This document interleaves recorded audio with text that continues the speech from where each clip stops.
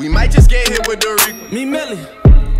Cause we in the field with them bird like we play for the Eagles.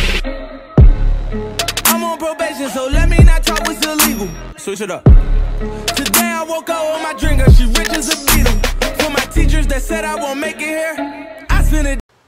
What's going on, guys? Your boy Joey 672 coming to you guys a video right now. So I kind of want to go over the notes, a little bit of OTAs, the news that we already have heard today, and what's been going on this whole week. So let's get to the news.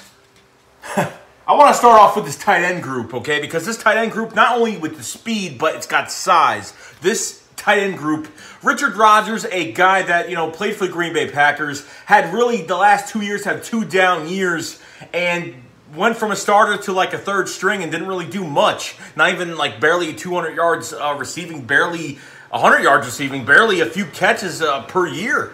Now, Richard Rodgers is part of a group in a rotational tight end, double tight end set now that Richard Rodgers could do some shit for a veteran. We brought in a veteran guy. That's what we knew that the Eagles were going to do, and that's what they finally did. So Richard Rodgers has been catching the ball fantastically. He's been running fantastically, whatever, if that's a word. The route running's been amazing. He's been catching very good passes. Another red zone threat with that big body and those big hands. So there you go for Richard Rodgers.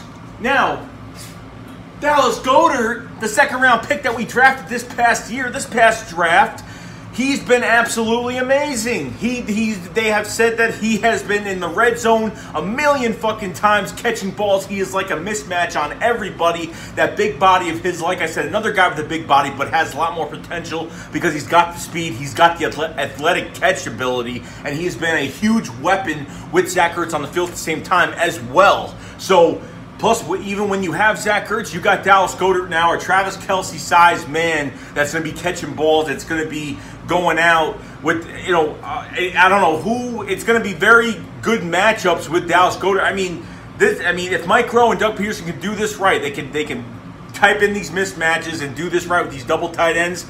These tight ends are going to have a lot of fucking fun this year. So Peel, the tight end coach, has been doing a very good job with them. I was watching their video on like him coaching them up and teaching Dallas Goedert, you know, with the blocking and kind of doing some crazy things. So, you know, because you kind of really don't see these behind the scenes videos of how they're really coached, especially new guys that just got to the team. Usually see the team OTAs, they're all kind of coaching everybody, but coaching the new guys, really going over a lot of techniques. So these tight ends have a lot of workout, you know, a lot of work to cut in from Trey Burton leaving, going to the Chicago Bears. So now you got, I like this group a lot. I'm glad they drafted Dallas Goedert. I'm very happy about that pick. I'm more satisfied with that pick. So now, hey, let's do this with the tight ends. It's going to be absolutely amazing. So I can't wait. Now I kind of want to go over another guy. Now, DeVante Bausby, the corner, the practice squad corner, has started with the first team nickel, first team defense, starting at nickel position. The nickel that we lost in Patrick Robinson leaving free agency to the New Orleans Saints. Now, DeVante Bausby, a practice squad guy, a guy that barely played snaps at Kansas City, broke his collarbone, got cut, went to the Chicago Bears. They signed him. They didn't like what was coming after. And now he signs with the Eagles last year. Apparently, Jim Schwartz last year liked this kid a lot. He was very competitive at practice. It was like an uprising of this kid from each practice, each week, and he puts a lot of work in. Like I said, he's got swagger. He's a shit talker. He's explosive. You know what I mean? He's very competitive in what he does at the position, and Jim Schwartz loves that. So now, he is with the first team defense. Now, a practice squad corner. I mean, honestly, look what we got out of some draft picks the past few years. Look at Jalen Mills. And he's been, you know what, he's not the shutdown guy, but he fights and he fights and he fights and he comes back and he comes back and does what he's got to do. He has been doing absolutely amazing. You can't ask for more. Jalen Mills is a fighter. If he fucks up on a play, he'll come back. He'll come get it. He'll come get it back. He will go back and get that ball, slap the ball out, get a pick. Whatever the hell you want him to do, he'll do it. He's a fighter. He doesn't give up on himself. That's why I like Jalen Mills a lot. okay? And you guys got to like Jalen Mills a lot because 7th round pick, Jesus. Now, and then another example is Rasul Douglas. What happened? We thought he was going to be too slow. They put him on the outside. They put him on the inside. I remember when Darby Darby got hurt, and then Patrick Robinson actually got hurt for a game, I think. And then Ronald Darby came straight in that Giant game, went over Brandon Marshall for a pick. He almost had, 4 picks this year? He had in the Denver game. I forgot what other games he almost had picks.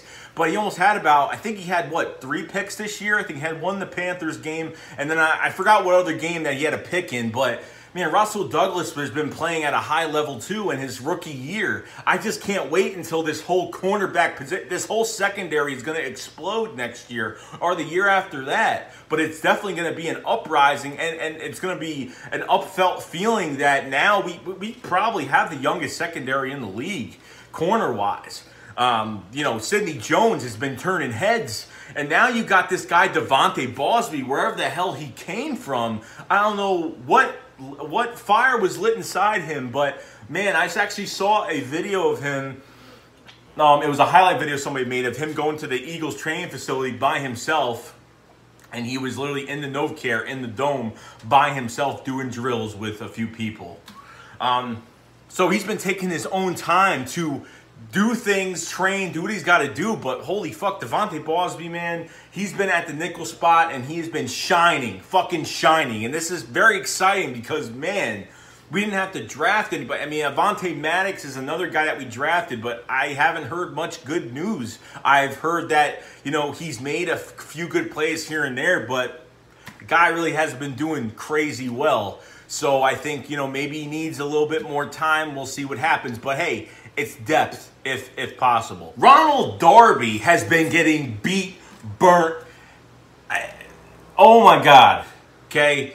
Darby's getting killed out there. What I've been hearing, Darby is not playing well. He is not doing well. He's not covering well. He's getting beat. Marcus Wheaton. Marcus Wheaton beat one-on-one for a touchdown. I don't know how long. I think it was about a 40-yard touchdown. Something like that. It was about 40 yards. Something like that. 40-yard touchdown, Marcus Wheaton. And it wasn't contested. He burnt him. He faked him out and burnt him on a play. Marcus Wheaton, I mean, Jesus Christ. The guy just got to the team. Now he's burning one of our starters, okay? And then with Ronald Darby, I don't know what's going to happen because, honestly, I said, maybe he's not playing too well because he just got off that ankle injury when he first started and he wasn't playing well. Maybe I just give him a pass last year because his ankle wasn't doing well. But maybe that wasn't the case. Maybe he's not playing good. Now, do I think he was worth a 3rd-round pick? Hell no. Fuck no, hell no. I thought that 3rd-round pick was horrible. A 4th, I would have took that. I would have gave him that. But a 3rd, no. So, that's been the key part of the game is getting these guys ready before the season starts. And then when you trade for guys, it makes it harder because they get into the scheme. And then Ronald Darby, first game, and then he's out. Another, dislocated his ankle, and then he's out for 7-8 weeks. Didn't get back to week 8 or 9 or whatever the hell it was. And I think he came back for the Cowboy game, if I'm not mistaken. So he comes back, he makes a few picks, but that the defensive pressure has given him. The defensive pressure has given him the ability to, it makes it a lot easier to play corner when you have a good defensive line, a good pass rush. But Darby has been playing like crap. OTAs has been really bad for him. So, hey, if DeVante Bausby is coming up, Sidney Jones is coming up, Jalen Mills is already fighting, still fighting for a spot, he could be out. He could be traded this year, which will probably be a separate video because I have a feeling that Darby, if he doesn't play well, he will get traded, but we'll see. Then we go to Carson Wentz. Carson Wentz. Reports are out all over the place saying he's playing week 1. Apparently, there's ex-doctors, ex-people that with the injury, how he looks after the injury. There are people who have been studying him of how he's been doing in OTAs. He just got into 7-on-7s today. There's no defensive pressure at all, but he's gotten to 7-on-7s today. So that's huge. That's really big for him to do 7-on-7s. And he's looking better every single day. So I don't know what to take from all this, but Nick Foles is going to be backing up Carson Wentz the whole season. And Wentz is just looking... I mean, you see it. I mean, do you not see it? At the way he's just elusive, and he's going around, and he's moving his legs fast, and he's all over the place. So how are you going to complain about that at all? So I'm very high on him starting week 1 now, from all these reports and how he's been, and seeing it with my own 2 eyes of the videos that have been coming out. It looks like he's going to be playing. But other than that, guys, that's pretty much all the notes I have from OTA so far this week. So DeVante Bausby, that's huge. That's a thumbs up for me. The biggest underdog guy coming up in OTAs to training camp is now going to be DeVante Bausby getting into that spot. I can't wait to see him play. I can't wait to see these guys face another team and do their thing. So if you guys have any comments about anything that's going on in OTAs, please let me know. If I left something out, please let me know. I mean, I don't think so, but hey, if there's something I'm missing, just let me know. And that's about it, guys. So shake, squad up, fly goes fly. Thank you for the support. Peace.